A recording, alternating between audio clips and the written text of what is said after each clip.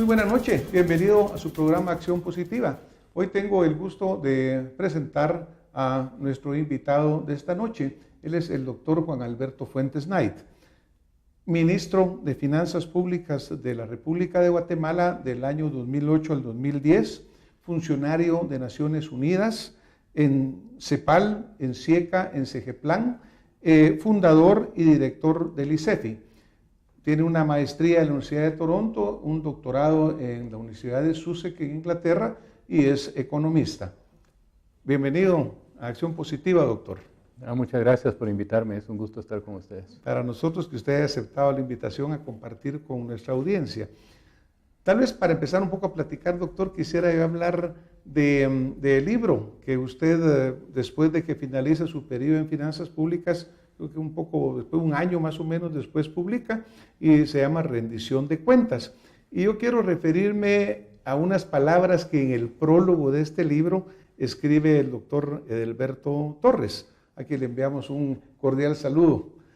El doctor Torres, en una parte que me llama muchísimo la atención, él menciona y dice, el doctor Fuentes Knight en su libro tiene un objetivo preciso: describir desde su interior cómo funciona el Estado. Y continúa en la parte que le decía que me llamaba mucho la atención cuando dice, el Estado que pormenoriza Fuentes Knight está lleno de imposibilidades, de dificultades que parecen insalvables, como un barco a la deriva. Pues son frases que como que nos dejan así, a ver, estamos a la deriva, las dificultades son insalvables. Cuéntanos, doctor, aunque no son las palabras suyas, sino que la del doctor Torres, ¿cómo las analiza usted? Bueno, yo en parte creo que él interpretó una buena parte del espíritu que me motivó a escribir el libro, porque yo sí quería que el público guatemalteco supiera cómo era estar ya dentro del gobierno tratando de impulsar reformas, cambios y las dificultades reales que uno enfrenta estando ahí, desde las presiones políticas, desde las dificultades de llegar a acuerdos y en un estado que lamentablemente sí presenta tremendas dificultades y que además yo diría se han ido agravando a lo largo de los últimos años y que se refleja no solo en el Poder Ejecutivo, que era donde estaba yo como ministro de Finanzas, sino que también se refleja en los otros poderes del Estado. Uno ve, por ejemplo, ahora toda la discusión que ha habido sobre la elección de magistrados, de jueces, el tema de las comisiones de postulación, todos los cuestionamientos que ha habido sobre ese tema, las amenazas a la independencia del sistema judicial, que al final de cuentas es uno de los ingredientes básicos de una república, ¿no? Yo creo que eso estamos viendo cómo eso se ha deteriorado algo. Hay un tema bien polémico que es el juicio de Ríos Montt, y no me voy a referir a eso, pero el hecho de que haya sido tan difícil encontrar a jueces que quieran participar en un tribunal, un juicio de ese tipo, creo que es un buen indicador de la falta de independencia, ¿no? del Poder Judicial, ¿no? Luego tenemos un Congreso que yo creía que iba a ser difícil, que el Congreso fuera peor que el Congreso que a mí me tocó, con 3 interpelaciones además, y yo creo que este Congreso es peor que el que me tocó a mí cuando estuve, que el anterior, ¿no? Con toda la nueva aprobación de leyes donde hay rumores bastante bien fundamentados de que hubo una circulación ahí de dinero para facilitar la aprobación de esas leyes, la de vegetales, la de telecomunicaciones, por ejemplo, ¿no?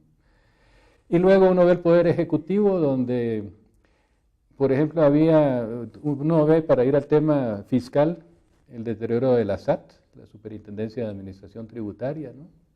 que algunos identifican como uno de los problemas o de las causas del deterioro de las finanzas públicas actualmente. Hace muy poco, esta agencia calificadora Moody's, ¿no? identificó eso como una de las debilidades principales de Guatemala. A eso le puede agregar una creación institucional en la cual yo tenía cierta esperanza, ¿no? que fue la creación del Ministerio de Desarrollo Social, como una institución para darle solidez a los programas sociales, y ahí uno ve que eso tampoco caminó, ¿no? Entonces yo creo que hay síntomas así fuertes de deterioro del Estado en su conjunto, y que viene a fortalecer la tesis de Edelberto Torres de que tenemos un barco a la deriva, ¿no? y que plantea como un tema de agenda importante la reforma del Estado. Claro, yo creo que todos los guatemaltecos vemos con pesar ver cómo el Estado de Derecho en Guatemala prácticamente no existe, porque obviamente está constituido por esa independencia de los poderes y que no haya esa presión de uno sobre el otro, y vemos que sucede.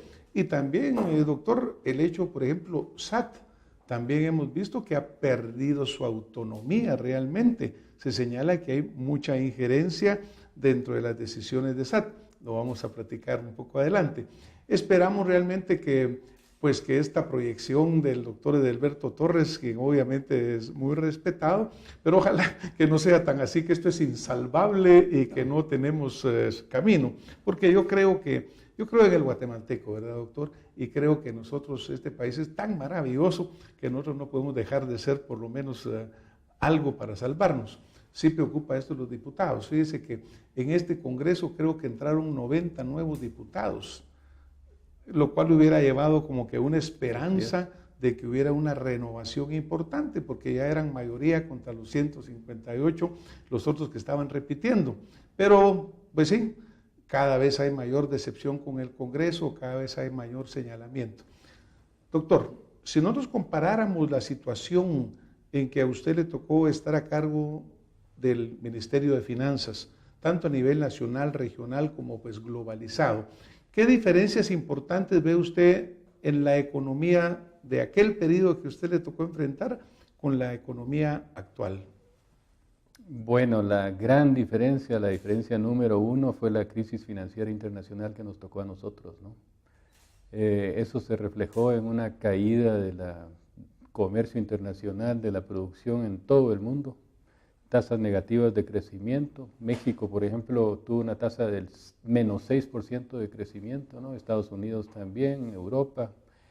Y eso en el caso de Guatemala incidió, ¿no?, en reducción de las exportaciones, de los ingresos tributarios, nos pegó en las finanzas públicas de una manera terrible, ¿no? Nosotros no podíamos creer lo que estaba pasando en ese momento. Me acuerdo haber tenido una conversación telefónica con el ministro de Hacienda de Costa Rica, ¿no? Estábamos comparando datos y nos estaba pasando exactamente lo mismo a los dos, ¿no? Una caída del IVA tremenda, ¿no? Entonces eso sí creo que diferencia mucho esa situación en ese momento de la situación actual, donde no es que tengamos una bonanza, ¿no?, pero la economía, sobre todo de Estados Unidos, está creciendo, se está recuperando, las exportaciones guatemaltecas los exportadores guatemaltecos están pudiendo aprovechar eso. Tenemos un sector bastante diversificado y bastante dinámico, diría yo. Y la economía guatemalteca está creciendo a un 4%, se prevé que eso puede ser el crecimiento del año entrante también, y sin embargo estamos con unas finanzas públicas con una tremenda crisis, ¿no? Entonces aquí hay otros elementos que están entrando en juego, no es ese escenario internacional tan negativo como el que tuvimos nosotros. Por ejemplo, cuando usted mencionaba el hecho de que se institucionalizan los programas sociales, se crea el Ministerio de Desarrollo. Dentro de las razones que pues, se comentan o se señalan que llevaron a esta pérdida de la caja, que hablamos en el programa anterior y que lo conversamos con usted antes de estar enfrente de las cámaras, pues está que hubo que haber una mayor inversión en el área de salud y educación, particularmente en relación con la gratuidad, que hizo que aumentara la demanda de servicio. Ahora, esta caja que se está hablando acá, ¿es recuperable? ¿Cómo se puede recuperar? ¿Cuál es el camino para volverla a tener? Y en verdad, pues, es una de las causas de la crisis. No, yo creo que eso le puede pasar como a una familia que tiene, de repente uno de los miembros de la familia pierde su empleo durante 2 o 3 meses, no tienen ingresos. Eso se combina con un miembro de la familia que se enfermó, tiene más gastos. Entonces en esos momentos se reducen los ahorros o el colchón que pueda tener la familia, ¿no? Eso fue lo que le pasó a Guatemala en el 2009 en particular, ¿no? Entonces sí, redujimos ahí, se nos cayó el saldo de caja, como se llama, ¿no?, que es el colchón al final de cuentas. Pero esa era una situación transitoria, ¿no? Después, lo que tenemos ahora más bien es un poco paradójico, porque tenemos una situación económica mucho más favorable, como yo mencionaba. Eso debería haber conducido a una recuperación de los ingresos tributarios, ¿no? Y en todo caso, si no conducía a esa recuperación, que es lo que ha ocurrido, ¿no?, entonces había que ajustar el gasto de alguna manera para que ir recuperando por lo menos poco a poco ese colchón, ¿no? Y eso es lo que no se ha hecho ahora. Por ejemplo, parte de este señalamiento suyo, digamos, la inflación pues está bien, está 2.9 o algo así aproximadamente. Nuestra macroeconomía en general se ve muy bien, pero obviamente las instituciones, ahora volvemos a hablar de los hospitales, de las escuelas, de la infraestructura, y en general la población sufre mucho por la falta de estos adecuados servicios. Ahora,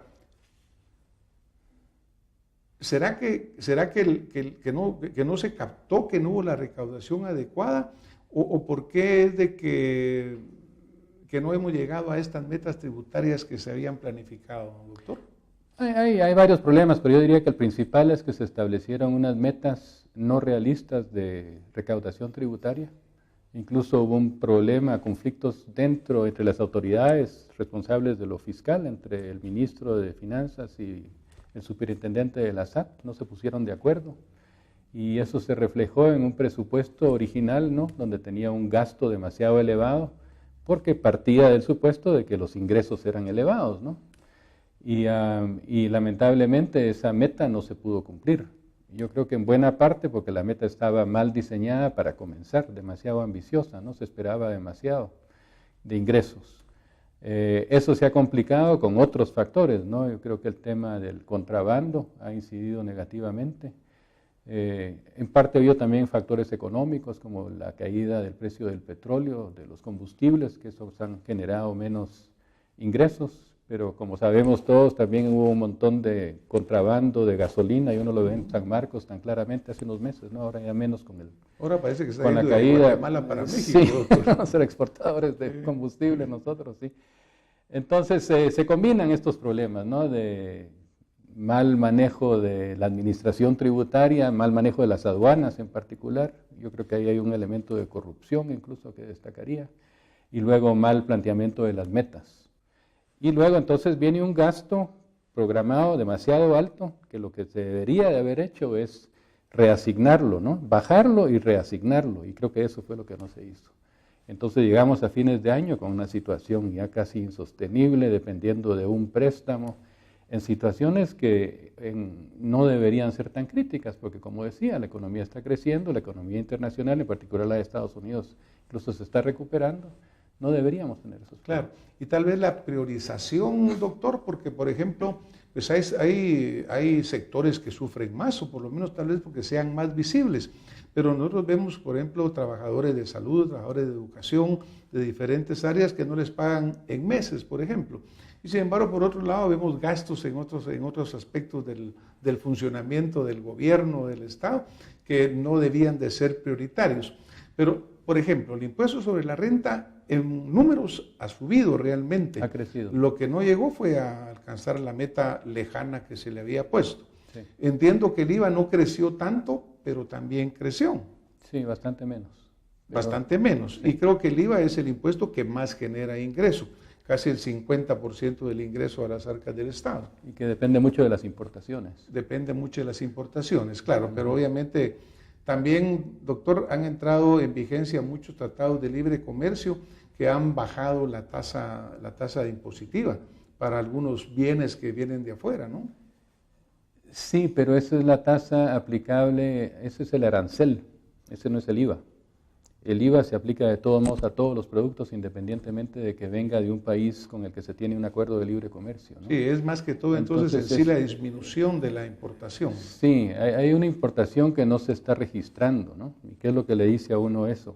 Si la economía está creciendo y las importaciones están creciendo menos o poco, ¿no? Que lo que le dice a uno es que están entrando de manera irregular, ¿no? Entonces yo creo que eso es parte del problema, no es el único, claro. Yo creo que hay otros, ¿no? Desafortunadamente esto del contrabando se sabe, ¿no? Ya vemos que a lo largo del Suchate, ahí por Tapachula, por todos lados, todos estos puntos ciegos que le llaman o porosos, pero todo el mundo lo visualiza, todo el mundo lo mira y realmente como que no se logra hacer algo importante. La reforma fiscal, doctor. Esta reforma fiscal no es nueva, viene caminando hace mucho tiempo, incluso durante su periodo esto fue un tema que estuvo en debate, estuvo en el Congreso, no llegó a aprobarse. Entiendo que pues había habido trabajo previo de grupos, el grupo de los 40, el grupo promotor, en fin. Pero al fin, pues tenemos actualmente una reforma tributaria que está funcionando. ¿O no está funcionando, doctor? ¿Cuál es la situación actual de esa reforma tributaria? Yo creo que está comenzando a ser implementada, ¿no? Yo creo que todavía hay que darle tiempo a esta reforma para que funcione bien. Ya hablábamos ahora precisamente de lo que limita el posible impacto de una reforma, como es un aumento del contrabando o es una administración tributaria débil, ¿no? Entonces creo que en la medida que se pudiera ir combatiendo más el contrabando, fortaleciendo la administración tributaria, podría tener mejores efectos esa reforma. Hay que tomar en cuenta que se debilitó en parte en comparación con lo que se había originalmente presentado, ¿no? Hubo algunos pasos para atrás en relación a, por ejemplo, al tema de vehículos y algunas características hay que no entrar del impuesto sobre la renta. Pero yo diría que no es el momento ahora de estar pensando en reformas tributarias ni fiscales, ¿no? Yo creo que ahora el tema es fortalezcamos la administración tributaria, seamos realistas con los ingresos que tenemos y centrémonos en la calidad del gasto público, ¿no? Porque además, ¿cómo vamos a estarle pidiendo a la población guatemalteca que pague más impuestos con todas estas tremendas acusaciones y evidencia, ¿no?, de corrupción que se refleja en particular en el tema de las compras y contrataciones que se realizan en condiciones de excepción, ¿no?, donde no hay un concurso abierto, sino que simplemente se compra con el agente X o Y sin ningún proceso que asegure que realmente esos son los bienes que se necesitan al mejor precio. Claro, y lo malo de eso es que realmente ilegales no son, inmorales sí lo son, pero obviamente eso hay que limitarlo, porque nosotros vemos casi que el 90% de las compras de algunos ministerios, por lo menos en los últimos tiempos, son a través de esa excepción, pues, ¿no? Y eso no lleva, como usted dice, a que exista una confianza del guatemalteco, tampoco justifica, digamos, que se diga no paguemos impuestos, porque no es así. Pero explica por qué muchas personas eso no quieran contribuir. Pero ¿qué haríamos con la corrupción verdaderamente, doctor? ¿Qué piensa usted que serían los pasos importantes para ir parando esa corrupción? Porque ya ve que existen normas contra compras por excepción, pero se producen y se hacen totalmente impunemente, por así decirlo, se hacen ad liberum, ¿verdad? Pero ¿cómo se podría evitar que eso sucediera? Bueno, yo comenzaría por el tema de las compras por excepción, ¿no?, de limitarlas severamente, solo a casos realmente de emergencia nacional, ¿no?, en caso de un terremoto o algo así que realmente hay que comprar rápidamente, ¿no?, y limitar todas las demás. Yo creo que aquí hay que crear confianza. En Guatemala es uno de los países de América Latina donde más desconfianza hay en relación al Estado, ¿no?, y esto es una de las causas. Entonces, esa sería una de las razones. Otra es el tema de las ONGs. Ahí vemos cómo el Congreso todavía trató de meter la contratación de ONGs en relación a los gastos de las, ¿cómo se llama?, los consejos departamentales de desarrollo, ¿no? Eso afortunadamente después lo paró la Corte de Constitucionalidad, pero vemos que siempre hay esa tendencia. Entonces yo creo que ahí también hay que cortar ese tema de la contratación de ONGs de manera definitiva en todos los sectores. Luego está el uso de estos fondos que se llaman fondos en fideicomiso, ¿no?, que no todo el mundo sabe exactamente qué son. En realidad son fondos, son cuentas en los bancos privados, ¿no?, donde se colocan recursos públicos y donde se utilizan de manera libre, ¿no? Y esos fondos en fideicomiso han aumentado tremendamente y se abusa, y entonces no están sujetos a una rendición de cuentas, a un control. Entonces yo creo que ahí también hay que limitar severamente el uso de ese tipo de fondo de fideicomiso, ¿no? Y es un tema que siempre se trata, pero como que no se logra llegar a tomar esas medidas. Sí. Naturalmente que al final de todo esto que estamos hablando, termina en que Guatemala hablamos de un 4% de crecimiento, mencionaba usted, ¿verdad? Pero ENADE, por ejemplo, en el año 2012 mencionaba que por lo menos debía de crecer Guatemala un 6.3% en los próximos 10 años para poder llegar a una reducción de la pobreza.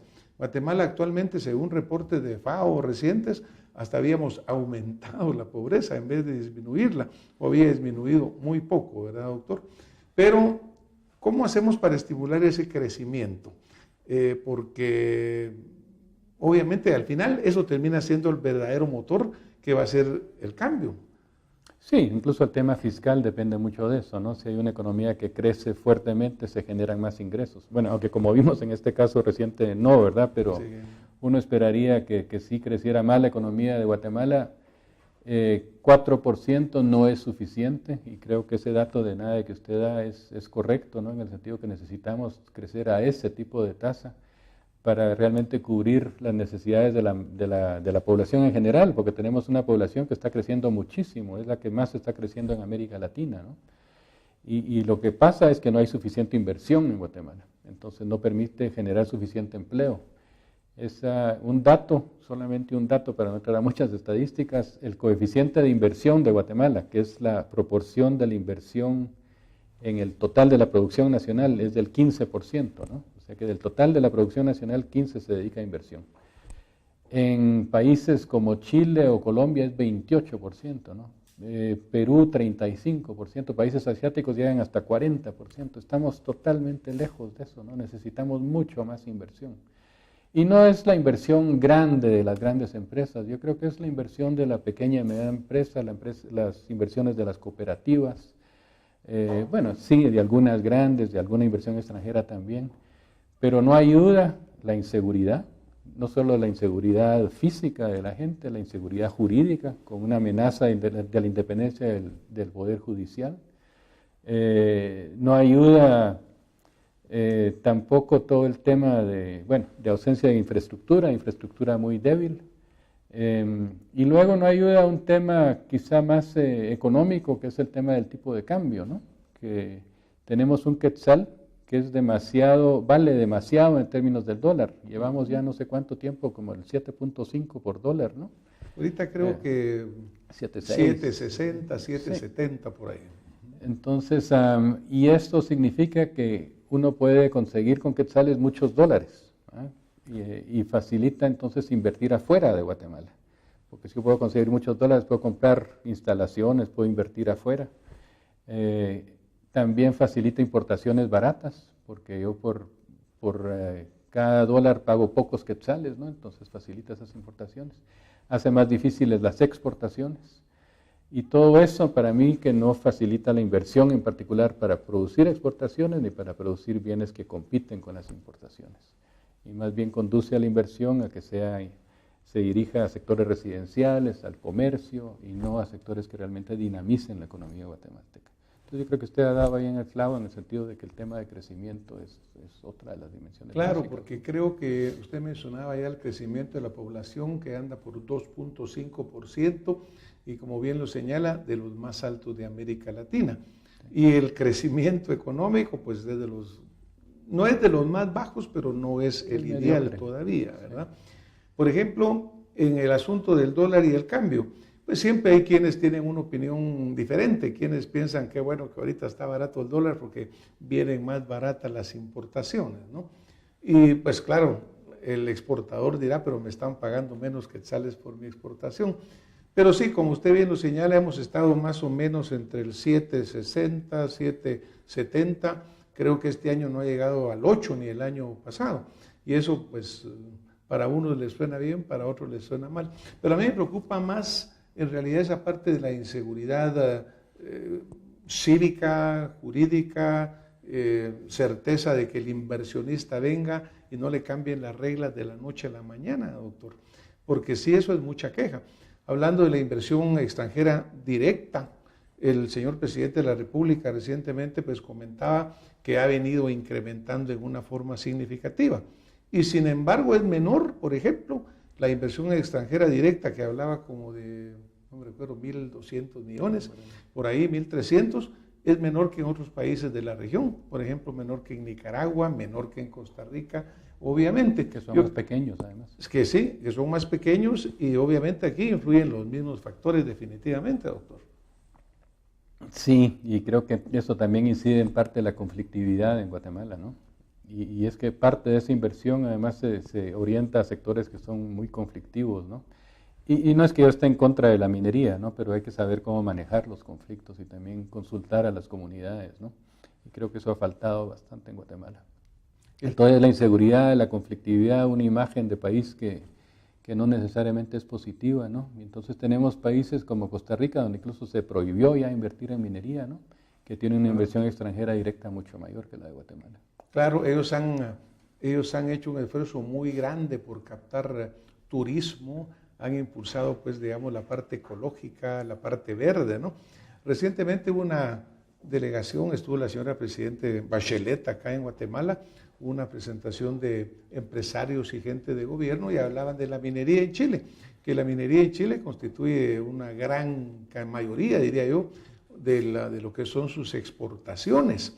Pero en realidad cuando estaba oyendo yo la presentación, miraba las áreas mineras en Chile, exacto, que son áreas desérticas, en el área de Iquique, Arica, Copiapó, contra lo verde nuestro, pues entonces dice uno, a ver, ¿no tendrán razón los hermanos costarricenses de hacer esto?